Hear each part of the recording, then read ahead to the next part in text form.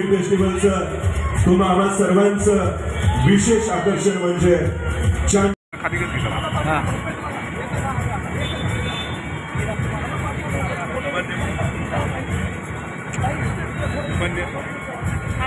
पुरुषांच्या प्रतिमेला पुष्पहार अर्पण करून अभिवादन केले जाते, त्याचे आशीर्वाद घेतले जात आहेत। सन्माननीय अध्यक्षा डॉक्टर प्रियाताई जी दीप प्रज्वलने होत असेल आणि हेच दीप या भीम फेस्टिवलच्या माध्यमातून या ठिकाणी डॉक्टर प्रियाताई शिंदे यांच्या शुभास्ते प्रज्वलित होत आहे। सन्माननीय जिल्हाध्यक्ष संजयजी काळे साहेब, सन्माननीय गणेश प्रमुख मंडळांच्या शुभास्ते या ठिकाणी दीप प्रज्वलन आनंद व्यक्तिमत्वांना या ठिकाणी निमंत्रित केलं जातं, ज्यांच्या कलेचा कार्याचा लाभ आपल्या सर्वांना या कार्यक्रमाच्या निमित्ताने घेता येतो। दीप प्रज्वलित केला जातोय। माजी नगरसेवक अमरजी गायकवाड सर, सन्माननीय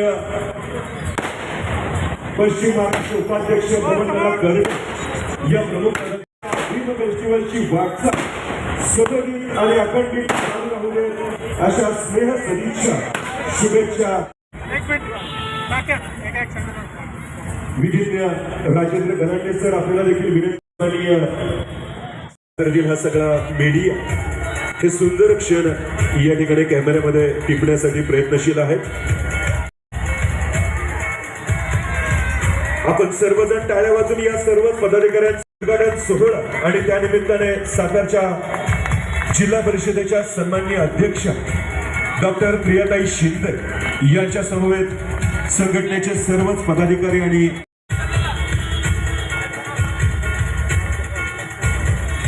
आपल्याला विनंती राहील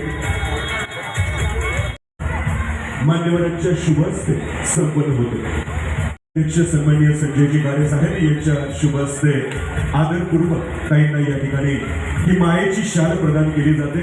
आपल्या या लाडक्या भगिनीचा सन्मान होत असताना मंडळी टाळ्या जरा जोरात झाल्या पाहिजेत।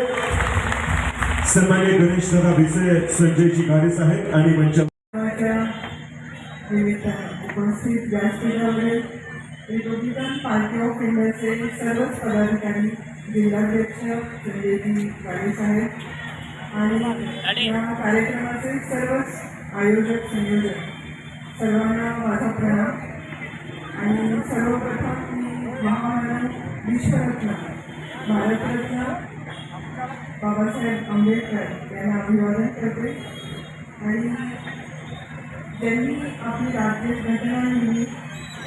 आज आपण पाहतोय की देशामध्ये अनेक ठिकाणी म्हणजे अमेरिकेसारख्या प्रगत देशांमध्येही अनेक वाद चालू आहे, पण आपल्या राज्यघटनेचं असं वैशिष्ट्य आहे की कोणतीही परिस्थिती येवो त्याचं निवारण हे त्याच्यामध्ये आहे। आणि आज म्हणून आपली भारताची लोकशाही ही सगळ्यात प्रबळ आणि सगळ्यात बळकट आहे।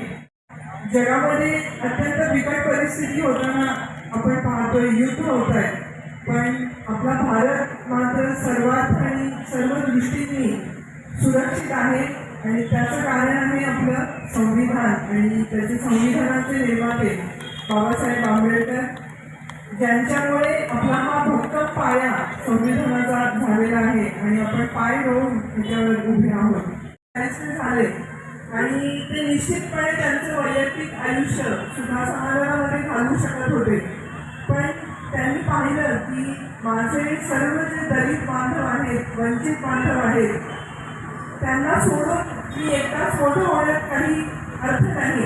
आणि चंदनाप्रमाणे त्यांनी त्यांचं सर्व आयुष्य हे चंदनाप्रमाणे झिजले आणि आपले सर्वच दलित बांधव हे आपल्याप्रमाणेच एका श्रेष्ठ यावेत, ज्ञानानं प्रगल्भ व्हावेत यासाठी त्यांनी पूर्ण त्यांचं आयुष्य हे व्यतीत केलं। स्वतः चंदनाप्रमाणे झिजून सुगंध हा आपल्यासाठी त्यांनी सोडलेला आहे। तर समभावाने वागणारे आणि फक्त मानव जातीसाठी शांततेचा संदेश देणारे असे बाबासाहेब आंबेडकर। आणि त्यांचा फेस्टिवल आपण आज 4थं वर्ष आहे, आपण मोठ्या दिमाखामध्ये हा उत्सव फेस्टिवल साजरा करत आहात आणि एक व्याख्यानाला आपली सुरुवात होणार आहे, प्रबोधनाने आपली सुरुवात होणार आहे, त्याच्यानंतर मनोरंजनाचा कार्यक्रम असं या कार्यक्रमाचं स्वरूप आहे. तर तमसो ज्योतिर्गमय असं म्हणलं की अंधारातून प्रकाशाकडे नेणारी वाट ज्यांनी आपल्याला दाखवली आणि कित्येक आयुष्यातला अंधार दूर केला ते बाबासाहेब आंबेडकर. आणि त्यांचं जे म्हणणं आहे की तुम्ही शिका, संघटित व्हा आणि संघर्ष करा. आणि हे सगळं जर करायचं असेल तर आपल्याला ज्ञान घेतलं पाहिजे. त्यामुळे मला वाटते आज इथे उपस्थित आपण प्रत्येकाने महामानव बाबासाहेब आंबेडकरांचं चरित्र वाचलं पाहिजे, ते आचरणात आणलं पाहिजे आणि ते जगलं पाहिजे. त्या चरित्राचा आपण 50% भाग जरी आपण अंगीकारू शकलो तरी मला वाटते आपल्या आयुष्याचं आणि आपल्या सगळ्याच आजूबाजूच्या बांधवांचं आयुष्याचं हे सोनं होणार आहे. आणि याप्रमाणे आपण निश्चितपणे त्यांच्या आचरणाच्या पदपथावर चालूया. त्यानंतर त्यांनी बौद्ध धर्माची दीक्षा घेतली आणि एक शांततेचा, मानवतेचा संदेश हा पूर्ण जगासमोर मांडला. तर त्यांचं चरित्रही आपण जगलं पाहिजे हेच मी या कार्यक्रमाच्या निमित्ताने आपल्याला सांगू इच्छिते.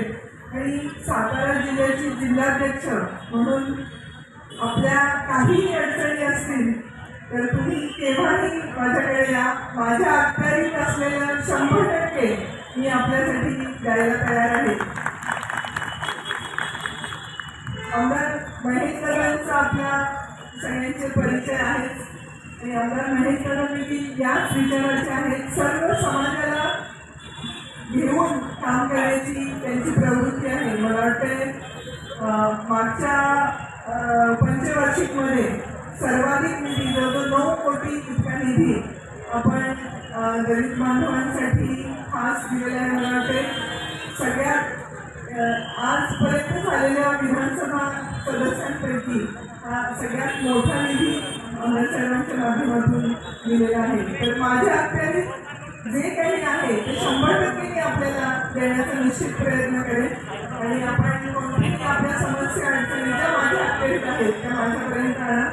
कारण मला वाटते एक संधी नियतीनं मला दिलेली आहे, जिल्हाध्यक्षपद दिलेलं आहे आणि त्या पदाचा जो काही अधिकार आहे, ज्या काही त्याचं पोटेन्शियल आहे, त्या अधिकारातल्या प्रत्येक गोष्टी ह्या माझ्याकडून होतील निश्चितपणे. आणि यासाठी आपल्या सर्व बांधवांची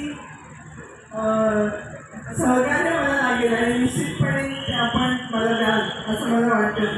आणि भगवंतांनी मला ही शक्ती द्यावी अशी मी या पदाला शोभेल आणि या पदाची जी ताकद आहे त्या ताकदीचं काम त्या भगवंतांनी माझ्याकडून करून घ्यावं अशी मी ईश्वरचरणी प्रार्थना व्यक्त करते. आणि आज सुवर्णयोग असा आहे की छत्रपती शंभूराजांची पुण्यतिथी आणि भीम फेस्टिवल असा एक सुरेख संगम आपण साधलेला आहे की ज्यांनी आपलं पूर्ण आयुष्य हे धर्मासाठी वेचलं आणि शेवटपर्यंत कोणताही तडजोड त्या धर्मासाठी केली नाही आणि पूर्ण आयुष्य एक आमच्यासाठी एक आदर्श ठेवला की एवढी प्रचंड ताकद असताना आपण धर्मासाठी काय योगदान दिलं पाहिजे. आणि ती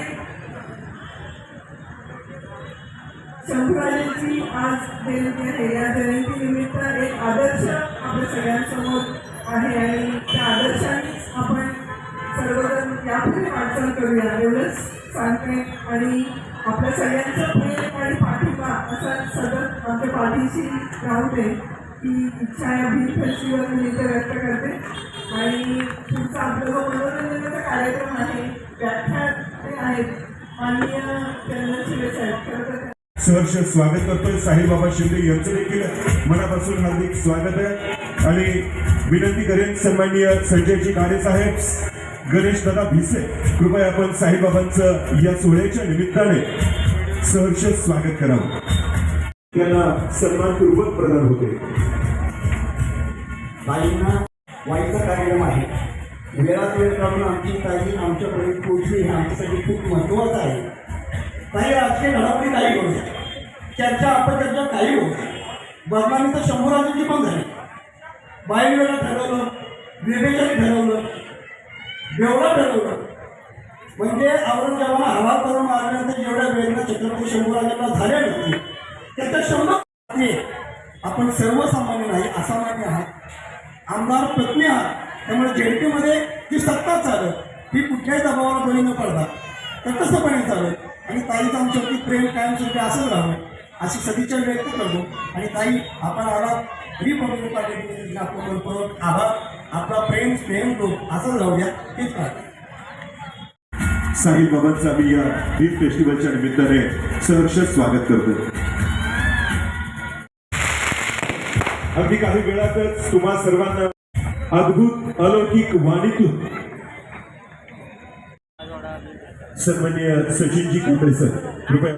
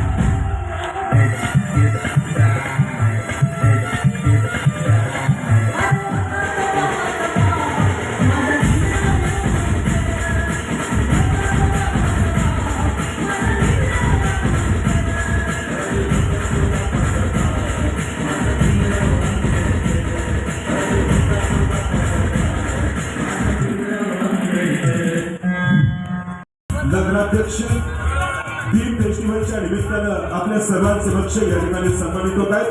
टाळ्यांचा गजर करूया नगराध्यक्षांच्या या सत्कारासाठी. या कार्यक्रमाला आपल्या सर्वांना शुभेच्छा देतो. तसेच आपले गाडी साहेब यांचे प्रयत्न दरवर्षी चालू असतात आणि या प्रयत्नाला अगदी कायम इथं पुढे सुद्धा मदत करू आणि काही सहकार्य लागेल ते सहकार्य आम्ही नगरपालिकेमार्फत किंवा माझ्या वैयक्तिक मार्फत हे नक्कीच देऊ. मला आपल्या पुन्हा एकदा शुभेच्छा देतो थांबतो. भगिनी या सोहळ्याच्या निमित्ताने सर्वांसमक्ष सन्मानित होते. प्रशांत वारकर आहे मात्र तरीही आवर्जून सत्कार करण्याचं कारण हेच आहे बघा का लाखो रुपयाचा पगार घेणाऱ्यांना जयंतीसाठी गेल्यानंतर आम्हाला नाक मुरडलं जातं. माझीच गाडी माझीच माडी माझ्याच बाजूला छान छान साडी अशा संकल्पनेचा अडकलेला वर्ग. मात्र प्रशांतदादांची तब्येत बरोबर नाही.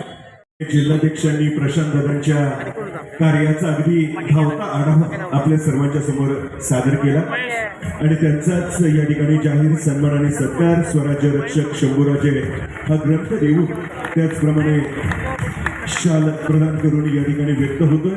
टाळ्या वाजवूया प्रशांत यांच्या या सत्कारासाठी.